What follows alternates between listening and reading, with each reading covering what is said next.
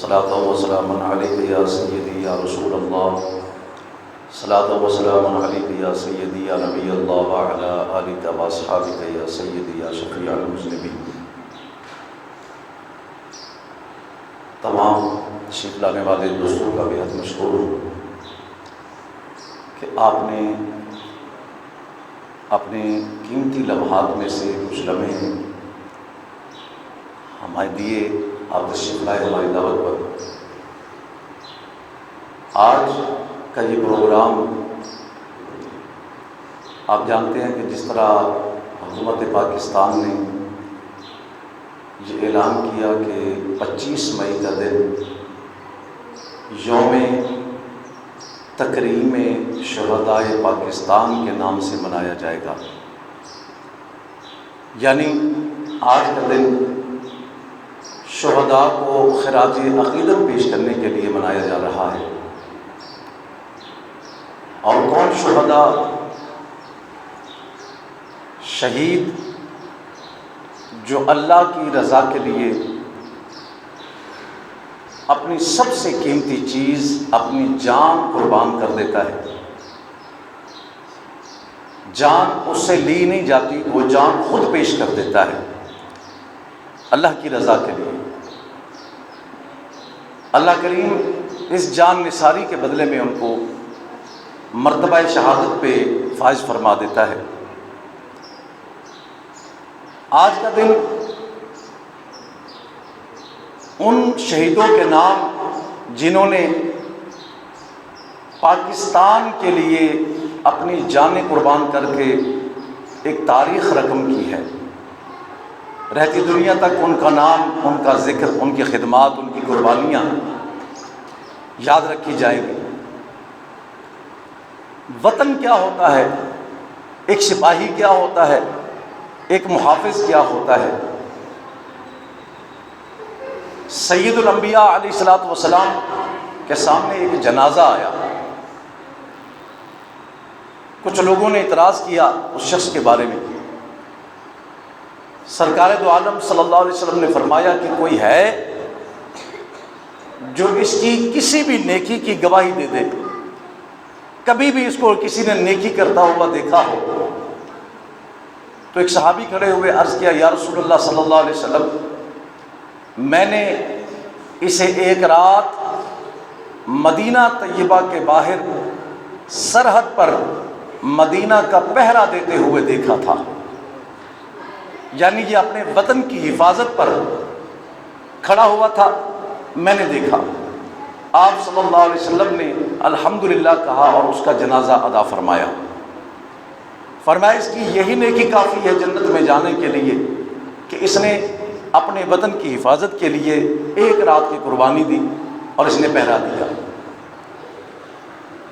دوستو، آج ہماری نوجوان نسل کو اور ہمارے بزرگوں کو، نوجوان نسل کو علم دینے کے لیے اور ہمارے بزرگوں اور بڑوں کو یاد دلانے کے لیے یہ عرض کرتا چلوں کہ پاکستان جو ملک ہے یہ کسی نے ہمیں پلیٹ میں رکھ کر نہیں دیا تھا، یہ کسی نے ہمیں خیرات میں بھی نہیں دیا تھا، یہ کسی نے ہمیں تحفے میں بھی نہیں دیا تھا، اور ایسا بھی نہیں تھا کہ رات کو سوئے اور صبح اٹھے تو پاکستان بن چکا تھا، ایسا بھی نہیں تھا۔ اللہ کی عنایت اور ہمارے بزرگوں کی کوشش اور لازوال بے شمار قربانیوں کے بعد تاریخ پاکستان پڑھ کے دیکھیے، کتنے لوگوں کی گردنیں کٹی، کتنی مائیں بے اولاد ہوئیں، کتنی عورتیں بیوہ ہوئیں، کتنے بوڑھے باپ بے سہارا ہوئے، کتنی عصبتوں کو تار تار کیا گیا، کتنے لوگ اپنا مال و متاع سب کچھ چھوڑ کر ہندوستان سے سرزمین پاکستان پر بے سر و ساما، وہ جو وہاں کے ذمہ دار تھے، وہاں کے وہ امیر تھے، وہ پاکستان میں جب آئے تو ان کے لیے کھانے کے لیے ایک وقت کی روٹی نہیں تھی۔ کس وجہ سے انہوں نے اپنا رہن سہن اور سب کچھ چھوڑا؟ ایک ہی مقصد تھا کہ پاکستان کی سرزمین پر مجھے اپنے دین کے مطابق، اسلام کے مطابق زندگی گزارنے کا موقع ملے گا، اور میں ایک آزاد اسلامی سلطنت میں آزادی سے زندگی گزار سکوں گا۔ قائد اعظم محمد علی جناح نے رحمت اللہ علیہ نے علامہ محمد اقبال رحمت اللہ علیہ کے اس خواب کی تعبیر کے لیے کاوشیں کی، اور مسلمانوں نے ان کا ساتھ دیا، اور یہ قوم جمع ہوئی، ایک آواز بلند کی کہ بن کے رہے گا پاکستان۔ اور جب پوچھا گیا کہ پاکستان بھی تو اسی طرح کی زمین ہوگی، تو پھر اس زمین میں اور اس زمین میں فرق کیا ہے؟ پھر تمہیں الگ وطن بنانے کا مطلب اور مقصد کیا ہے؟ تو پھر یہ نعرہ اور یہ گونج اٹھتی تھی کہ تم پوچھتے ہو کہ پاکستان کا مطلب کیا، تو ہم کہتے ہیں کہ لا الہ الا اللہ۔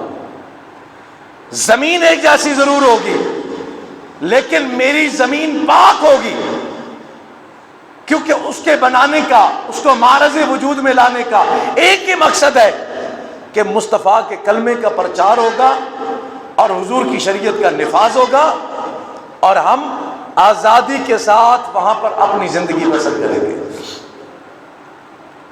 ان سے پوچھئے، آج یہاں پہ جو لوگ کرائے پہ رہتے ہیں، ان سے پوچھئے کہ کس طرح کی زندگی ہے، تو وہ یہ کہتے ہیں کہ بھلے ایک مرلے کیوں نہ ہو، گھر اپنا ہو۔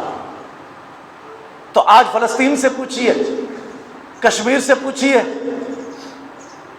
اور برما میں جا کر دیکھیے، شام میں جا کر دیکھیے، ان ممالک سے پوچھئے کہ آزادی کی نعمت کیا ہوتی ہے، تو آپ کو پتہ چلے کہ پاکستان کی جن فضاؤں میں آزاد سانسیں لے رہے ہو، یہ اللہ کی کتنی بڑی نعمت ہے۔ اپنا گھر بہت بڑی نعمت ہے، آزادی بہت بڑی نعمت ہے۔ ایک چڑیا جو پنجرے میں ہے اسے بھی احساس ہے کہ آزادی کیا ہوتی ہے۔ ایک قیدی سے جا کر پوچھو جیل کے اندر کہ آزادی کیا ہوتی ہے، تو کشمیر اور فلسطینیوں سے پوچھو کہ آزادی کیا ہوتی ہے۔ ہم کتنے خوش بخت ہیں کہ یہ قربانیاں ہمارے پرکھوں نے دی اور ہمارے لیے آزاد ریاست پاکستان بنا کر گئے۔ جب ہم پیدا ہوئے تو ہم کسی کے غلام نہیں تھے، ہم آزاد پیدا ہوئے، اپنی مرضی سے زندگی گزار رہے ہیں، اپنی مرضی سے کھا رہے ہیں، اپنی مرضی سے جی رہے ہیں۔ یہ ساری نعمتیں اس وجہ سے ہیں کہ الحمدللہ پاکستان ایک آزاد ریاست ہے۔ اور پاکستان کی سلامتی، پاکستان کا استحکام، اور اس مٹی پر، اس وطن پر، اس قوم پر ان شہیدوں کے ایک ایک خون کے قطرے کا قرض باقی ہے جنہوں نے پاکستان بنایا یا جو آج پاکستان کو بچانے کے لیے اپنی جانوں کے نذرانے پیش کر رہے ہیں۔ آج بھی روزانہ ہمارے فوجی بھائی شہید ہو رہے ہیں، روزانہ کی بنیاد پر لاشیں اٹھتی ہیں دہشت گردوں سے مقابلہ کرتے ہوئے۔ ایک طرف اندرونی دہشت گردی، ایک طرف بیرونی انڈیا کی دہشت گردی، سرحد پار سے بھی دہشت گردی، اندر سے بھی دہشت گردی، اور اس کا مقابلہ کرنے والی پاکستان کی وہ عظیم فوج کہ جن کا ایک ہی مقصد ہے کہ ہم نے اللہ رسول کی رضا کے لیے اس مٹی کی، اس زمین کی حفاظت کرنی ہے۔ اور آج ان شہداء کو خراج عقیدت اور سلام پیش کرنے کے لیے حاضر ہوئے ہیں، جو فوج سے ہیں، پولیس سے ہیں، سیکورٹی اداروں سے ہیں، یا کسی بھی طرح جس نے اللہ کی رضا کے لیے اس وطن کے لیے اپنی جانوں کے نذرانے پیش کیے، آج پوری قوم ان کو سلام پیش کرتی ہے۔ میں صرف ایک دو باتیں اور عرض کرنے لگا کہ آج 75 سال ہو گئے پاکستان کو بنے ہوئے، لیکن پاکستان میں وہ خوشحالی، وہ استحکام، وہ نظام انصاف قائم نہیں ہو سکا جو ایک اسلامی سلطنت میں ہونا چاہیے۔ اس کی وجہ، اس کی بنیادی وجہ یہی ہے کہ جس مقصد کے لیے یہ پاکستان بنایا گیا تھا، چونکہ آج تک وہ مقصد پورا نہیں ہو سکا۔ اللہ سے دعائیں مانگ کر جو وعدے کر کے رب سے یہ ملک لیا گیا تھا کہ اے میرے مالک تو ہمیں آزاد زمین دے، ہم اس پر تیرے نظام کا جھنڈا لہرائیں گے، اسلام کو نافذ کریں گے، تیرے قانون تیری شریعت کے مطابق زندگی گزاریں گے، وہ آج تک نہیں ہو سکا۔ آج بھی برطانیہ کا قانون پاکستان میں چل رہا ہے، آج بھی انگریز کی پالیسیاں چل رہی ہیں، جن سے ہم نے آزادی لی، انہی کے نظام تلے دبے ہوئے ہیں۔ اور ہمارے ان سیاستدانوں نے، ہمارے حکمرانوں نے اس بات کی کوشش ہی نہیں کی، بلکہ اگر کسی نے کوشش کی، علامہ شاہ احمد نورانی رحمۃ اللہ علیہ، قبلہ عبدالستار خان نیازی صاحب رحمۃ اللہ علیہ، مولانا کوثر نیازی رحمۃ اللہ علیہ، اور دیگر کئی ایسے جید علماء اہل سنت جنہوں نے نفاذ نظام مصطفیٰ کے لیے سر توڑ کوششیں کی، لیکن وہ کون سی قوتیں تھیں جنہوں نے پاکستان میں اسلام کو نافذ نہیں ہونے دیا؟ وہ باہر کی قوتیں تو تھیں، لیکن پاکستان کے اندر جو ان کے اعلیٰ کار تھے وہ ہمیشہ اعلیٰ عہدوں پر بیٹھ کر انہوں نے نظام مصطفیٰ کا راستہ روکا، اور اس قوم کو پھر آہستہ آہستہ تقسیم کر دیا گیا، علماء سے دور کر دیا گیا، اور آج نظام مصطفیٰ یا اسلام کی بات کرنے والے کو یہاں تک نوبت آ گئی، ایک اسلامی ملک میں جہاد کی بات، اسلام کی بات کرنے والے کو دہشت گرد کہا جاتا ہے، اور ایک اسلامی ملک میں ناچنے والیوں کو، گانے والیوں کو ایوارڈوں سے نوازا جاتا ہے۔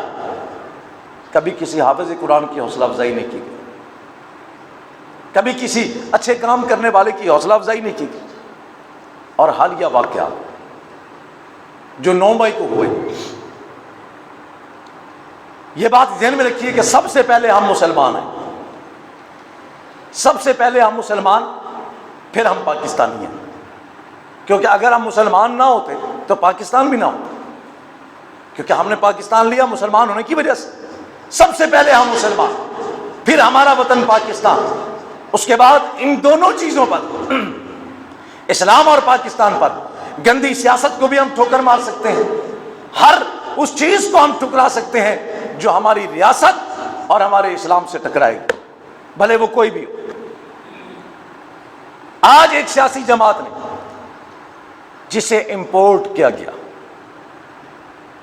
جسے باہر ملک سے لایا گیا، جو اپنی زبان سے کہتا ہے کہ میں مسلمانوں کو اور اسلامی ملکوں کو اتنا نہیں جانتا جتنا میں یورپ کو جانتا ہوں، چور سے پوچھا جائے تو اسے سب چور نظر آتے، نشئی کو سارے نشئی نظر آتے،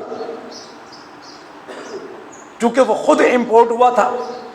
آج وہ نعرے لگاتا تھا کہ جناب فلانا امپورٹ ہے، فلانا امپورٹ ہے، فلانا امپورٹ ہے۔ اسے انسٹال کیا گیا پاکستان میں،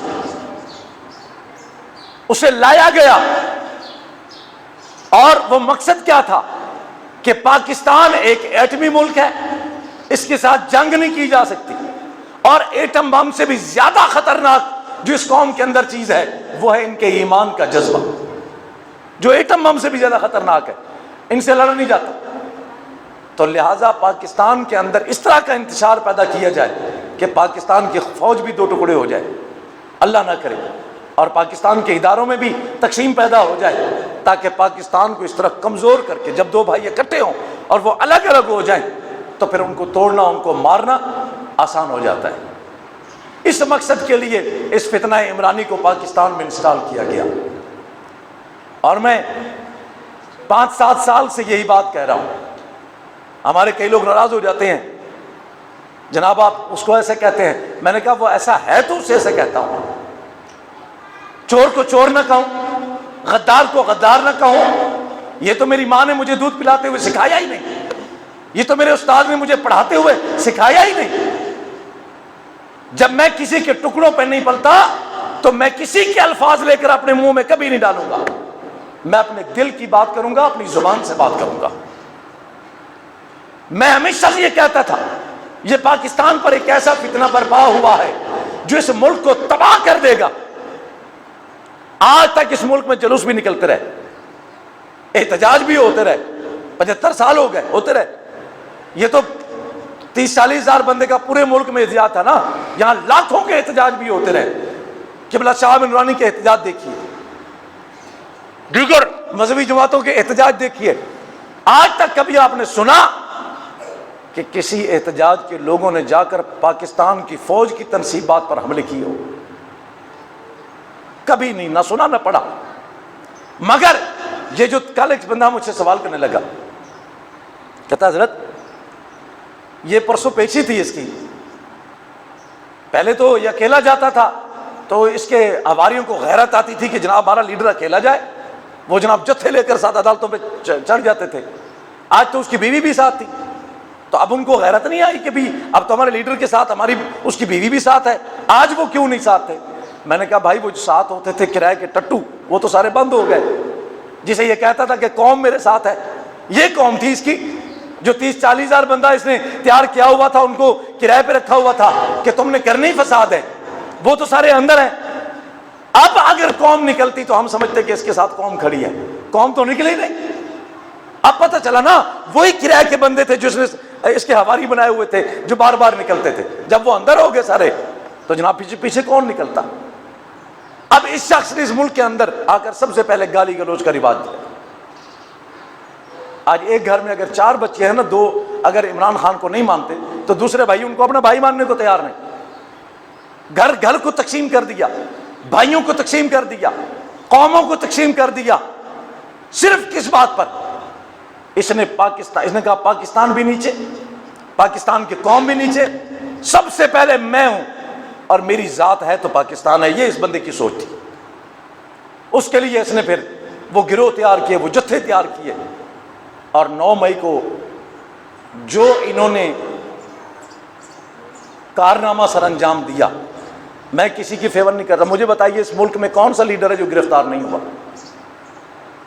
نواز شریف گرفتار ہوا, شہباز شریف گرفتار ہوا, زرداری گرفتار ہوا, یوسف رضا گیلانی گرفتار ہوا. جتنے بڑے کوئی لیڈر ایسا ہے نہیں جو جیل نہ گیا. تو کیا ان کے فالوور نہیں تھے؟ ہمارے قبلہ سعد رضوی صاحب کو جب پکڑا گیا تو کیا وہ کال نہیں کر سکتے تھے؟ وہ 20,000 بندہ اپنے سامنے مسجد کے باہر نہیں بٹھا سکتے تھے؟ سب کچھ کر سکتے تھے. لیکن وہ سارے جس طرح بھی ہیں لیکن وطن سے غدار نہیں ہیں. اس شخص نے ایک ہی بات, اب آپ لوگ مجھ سے محبت کر رہے ہیں, آپ کی اولاد ہے, آپ سے محبت کرتی, آپ بار بار انہیں کہیں بیٹا مجھے کچھ ہو گیا نا تو فلانا بندہ ذمہ دار ہوگا. بار بار اولاد کے ذہن میں یہ بات ڈالیں, میں پکڑا جاؤں تو فلانا ذمہ دار, میں مر جاؤں تو فلانا ذمہ دار. جب یہ باتیں بندہ کرے تو اگر وہ اپنی موت بھی مر جائے تو وہ اولاد جو محبت کرنے والی وہ تو اٹھ کے کھڑی ہو جائے گی نا کہ ہمارا باپ اس کے بارے میں کہتا تھا. اس نے اپنی گندی سیاست میں ہمیشہ یہی کہا مجھے فوج مروا دے گی, مجھے فلانا مروا دے گا, مجھے فلانا. اس نے اس قوم کی نوجوان بچوں کے دل میں ان لوگوں کی نفرت ڈالی جو لوگ رات کو ہم سوتے ہیں تو وہ بندوق لے کر بارڈر پر کھڑے ہوتے ہیں. آپ ہوں گے کھڑے؟ آپ کو 1 لاکھ روپے مہینہ تنخواہ دے, آپ کھڑے ہوں گے بارڈر پہ؟ 1 لاکھ کے لیے جان دینے کو تیار ہو جائیں گے؟ نہیں ہوں گے, کیونکہ جان کے لیے تو کماتے ہیں, جان ہی چلے گی تو پھر ہمیں 1 لاکھ روپے کیا فائدہ. تو وہ بھی تنخواہ کے لیے نہیں کھڑے. وہ ماؤں کے سپوت جو رات کو بارڈر پر کھڑے ہو کر دشمن کا مقابلہ کرتے ہیں اور اس قوم کو چین کی نیند سلاتے ہیں, وہ جن کی بوٹوں کی دھڑک اور للکار سے دنیا کی طاغوتی قوتیں آج بھی کانپ جاتی ہیں کہ پاکستانی فوج جب نعرہ لگاتی ہے لا الہ الا اللہ کا تو زمین و آسمان کو تھر تھرا کے رکھ دیتی ہے. اس بے حیا نے اس پاک فوج کے بارے میں لغویات بکی, اور نوجوان نسل یہ بچے ہیں جو جن کو ابھی کچی عمریں ہیں, ان کے ذہن میں ڈالا کہ پاک فوج ملک کی دشمن ہے. اگر پاک فوج نہ ہو تو انڈیا ہمیں ایک سانس بھی نہ لینے دے, امریکہ ایک سانس بھی نہ لینے دے. یہ بارڈر پر کھڑی ہماری پاکستان کی فوج ہے جس نے اس ملک کے استحکام اور اس کی بقا کی ضامن ہے. لیکن آج ہم یہ کہتے ہیں کہ اے پاک فوج کی جوانوں, جس طرح تم بارڈر پر کھڑے ہو کر ہماری حفاظت کرتے ہو, آج یہ قوم پیغام دیتی ہے تم بارڈر سنبھالو اور ملک کے اندر جو تمہارے خلاف بغاوت کرے گا اس کے لیے ہم دیوار بن کر کھڑے ہو جائیں. نعرہ تکبیر, نعرہ رسالت. زندہ لبیک لبیک یا رسول اللہ، لبیک لبیک لبیک یا رسول اللہ۔ تو آج مطلب کیا؟ لا الہ الا اللہ دستور ریاست کیا ہوگا؟ محمد الرسول اللہ۔ تو آج الحمدللہ پوری قوم اپنی پاک فوج کے ساتھ کھڑی ہے، پوری قوم آج پاکستان کی فوج کے ساتھ پہلے بھی تھی، آج بھی ہے، ہمیشہ رہے گی۔ یہ سیاستدان کی حکومتیں آتی جاتی رہیں گی، لیکن پاک فوج انشاءاللہ تا قیامت پاکستان بھی قائم ہے، پاکستان کی فوج بھی قائم رہے گی۔ تو آج ہم ان شہداء کو خراج تحسین پیش کرتے ہیں اور بھرپور مذمت کرتے ہیں اور لعنت بھیجتے ہیں اس عمران خان لیڈر، جھوٹے مکار لیڈر اور اس کے ٹولے پر، جنہوں نے پاکستان کی تنصیبات کو نہ صرف نقصان پہنچایا، پاکستان آرمی، پاک فوج کی تنصیبات وہ کس کی ہیں؟ عمران خان سے پوچھے بھی تیرے باپ کی تھی؟ اب تو وہ چیزیں سامنے آ گئی، ساری آڈیو کال آ گئی کہ زمان پارک سے، یہ کل کی رپورٹ ہے پولیس کی اور ایجنسیوں کی، کہ زمان پارک سے ان کو فون پر رابطے کر کے کہا جاتا تھا کہ اب کور کمانڈر ہاؤس پہ چڑھ جاؤ، اب جی ایچ کیو پہ چڑھ جاؤ، اب ادھر چڑھ جاؤ، اب ادھر چڑھ جاؤ۔ ساری وہ لائنیں، فون ٹیپ، ساری چیزیں باہر آ گئی۔ ان کی آڈیو کالیں ایم پی ایم کی آ گئی کہ وہ کس طرح لوگوں کو کہہ رہی تھی کہ جی ایچ پہ چلو جناب، ادھر چلو، ادھر چلو، ادھر چلو۔ اب کہتے جی ہم نے کہا تھا چلو، ہم نے یہ تھوڑی کہا تھا حملہ کرو۔ تو لے کے کیوں گئے؟ لے جانے کا مقصد کیا تھا؟ کیا کبھی آرمی دفاتر کے سامنے بھی کسی نے احتجاج کیا؟ تم نے احتجاج کرنا تھا، سڑکیں تھیں، میدان تھے، پارک تھے، وہاں جا کے کرتے۔ تم نے آرمی کے خلاف لوگوں کو اکسایا اور پاک فوج کے دفتروں پر لے گئے، ان پر حملے کرائے۔ لیکن میں پاک فوج کو سلام پیش کرتا ہوں کہ انہوں نے پھر بھی یہ سمجھا کہ یہ ہے تو ہمارے اپنے بچے۔ آج میں ایک دو مطالبے کر رہا ہوں حکومت پاکستان سے۔ میں یہ نہیں کہتا کہ پی ٹی آئی پر پابندی لگا دوں، اس لیے کے حق میں نہیں ہوں میں کہ تحریک انصاف انحصاف اس پر پابندی لگائی جائے، میں یہ نہیں کہتا۔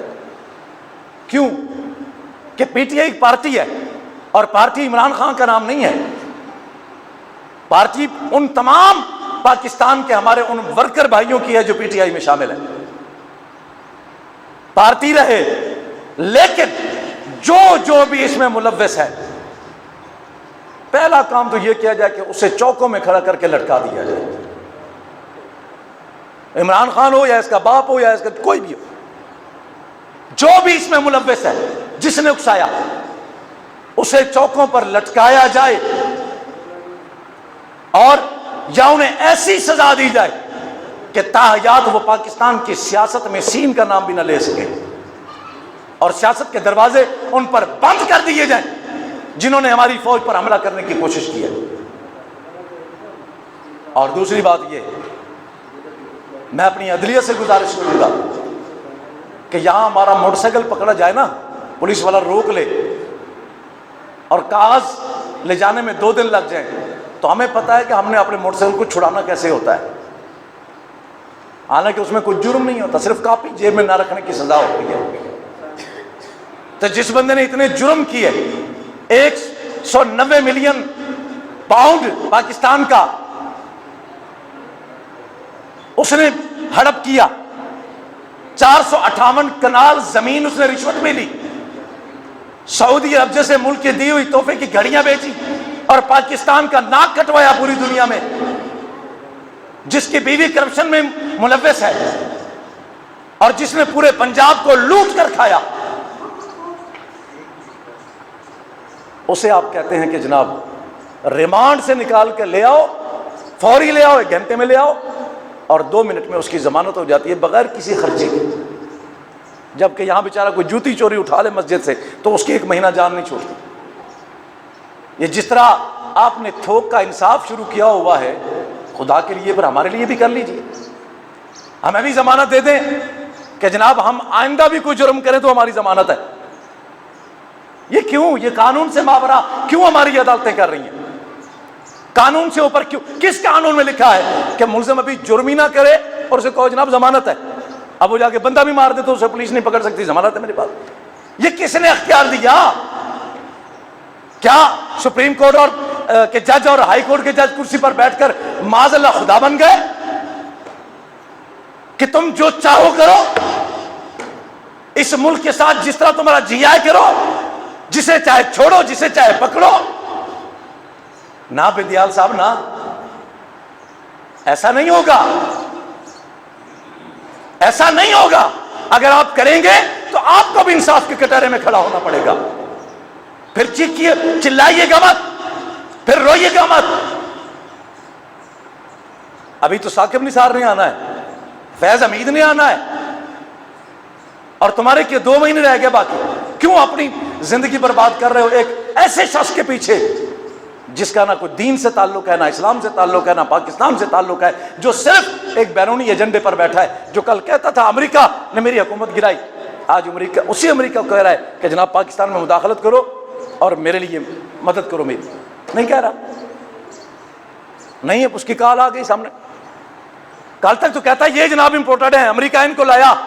امریکہ کون ہوتا ہے؟ ہم کو غلام ہے، اور ہماری یہ قوم کے بچے موٹر سائیکل پیچھے لے کے پھرتے ہیں، ہم کو غلام ہے۔